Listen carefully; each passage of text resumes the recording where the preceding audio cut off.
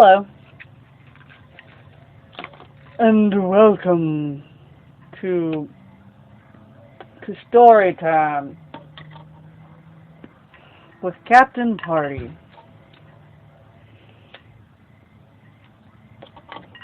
Still working on Choke. Almost done. Last two chapters here are all really short. It's gonna be a lot of little wax here. Alright, here we go. Chapter 43. For my next miracle, I buy pudding. This is chocolate pudding, vanilla and pistachio pudding, butterscotch pudding, all of it loaded with fat and sugar and preservatives and sealed inside little plastic tubs. You just peel off the paper top and spoon it up. Preservatives is what she needs. The more preservatives, I figure, the better. A whole shopping bag full of puddings in my arms, and I go to St. Anthony's. It's so early the girl at the desk isn't in the lobby. Sunk in her bed, my mom looks up from inside her eyes and says, "Who?" "It's me," I say. She says, "Victor, is it you?" I say, "Yeah, I think so." Paige isn't around. Nobody's around. It's so early on a Saturday morning. The sun's just coming in through the blinds. Even the television in the day room is quiet. Mom's roommate, Miss Novak, the undresser, is curled on her side in the next bed, asleep, so I whisper. I peel the top off the first chocolate pudding and I find a plastic spoon in the shopping bag. And with a chair pulled up beside her bed, I lift the first spoonful of pudding and I tell her, "I'm here to save you." I tell her, I finally know the truth about myself, that I was born a good person, a manifestation of perfect love, that I can be good, again, but I have to start small. The spoon slips between her lips and leaves the first 50 calories inside. And with the next spoonful I tell her, I know what you had to do to get me. And the pudding just sits there, brown and glistening in her tongue, and her eyes blink fast, and her tongue sweeps the pudding into her cheeks, and she says, "Oh, Victor, you know?" Spooning the next 50 calories into her mouth, I say, "Don't be embarrassed, just swallow." And through the muck of the chocolate, she says, "I can't stop thinking, what I did is terrible." "No, you gave me life," I say. And turning her head away from the next spoonful, away from me, she says, "I needed United States citizenship." The stolen foreskin, the relic. I say, "That doesn't matter." Reaching around, I spoon more into her mouth. And what Denny says is that maybe the second coming of Christ isn't something God will decide. Maybe God left it up to the people to develop the ability to bring back Christ into their lives.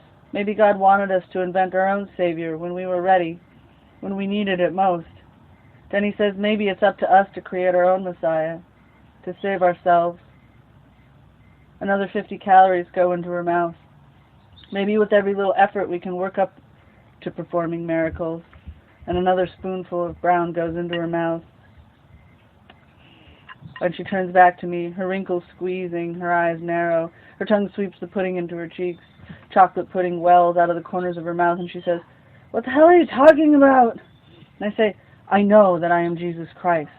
And her eyes fall open wide, and I spoon in more pudding. "I know you came from Italy already impregnated with the sacred foreskin."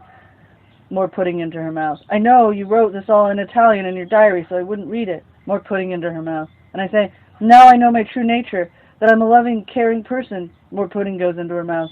"And I know I can save you," I say. And my mom just looks at me, her eyes filled with total, infinite understanding and compassion, and she says, "What the fuck are you getting at?" She says, "I stole you out of a stroller in Waterloo, Iowa. I wanted to save you from the kind of life you'd get. Parenthood being the opiate of the masses. See also Denny with his baby stroller full of stolen sandstone." And she says, "I kidnapped you." The poor, deluded, demented thing, she doesn't know what she's saying. And I spoon in another 50 calories. "It's okay," I tell her. "Dr. Marshall read your diary and told me the truth." And I spoon in more brown pudding, and her mouth stretches open to speak, and I spoon in more pudding, and her eyes bulge, and tears slide down the sides of her face. "It's okay, I forgive you," I tell her. "I love you, and I'm here to save you."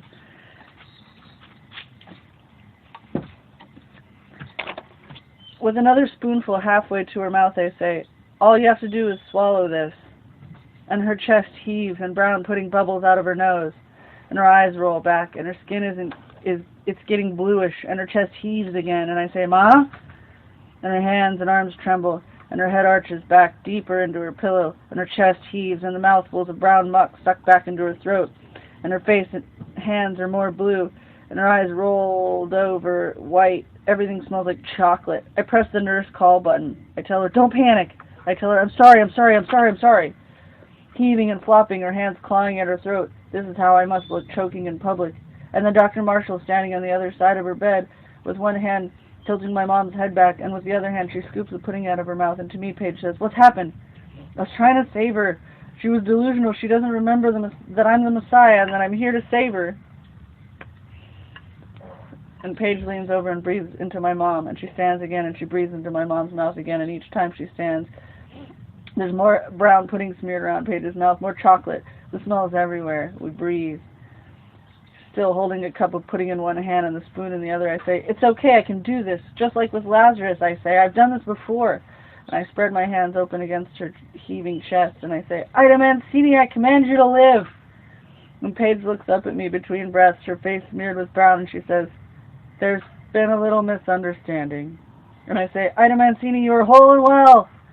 And Paige leans over the bed and spreads her hands next to mine, and she presses with all her strength again and again, heart massage. And I say, "That's really not necessary." I say, "I am the Christ." And Paige whispers, "Breathe, breathe, damn it." And from somewhere higher up on Paige's forearm, somewhere tucked up under her sleeve, a plastic patient bracelet falls down to around Paige's hand. It's then, all the heaving, the flopping, the clawing, the gasping, everything. It's right then when everything stops. Widower isn't the right word, but it's the first word that comes to mind. Well. Things are just getting weirder and weirder for poor Victor. I guess we'll find out more in the next chapter. Have a wonderful time, y'all. See you next time.